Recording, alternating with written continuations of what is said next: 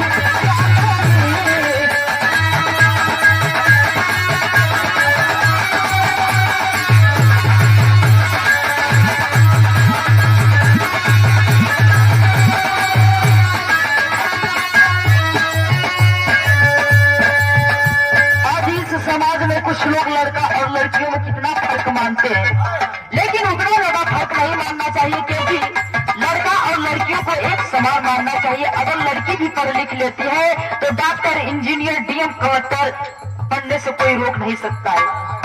और बताओ रे कैसे,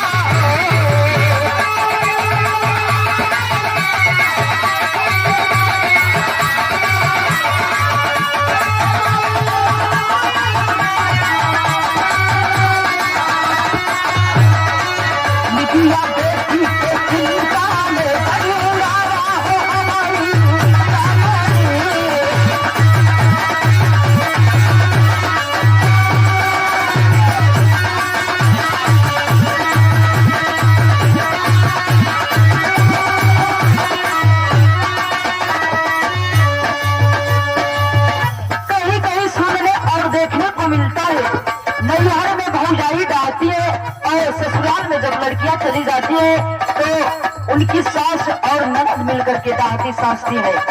और बाबू, लड़की को कितना लोग दहेज के खातिर मार देते हैं, जला देते हैं, लेकिन ऐसा कुछ नहीं करना चाहिए। और बताओ कैसे, आखिरी लाइन में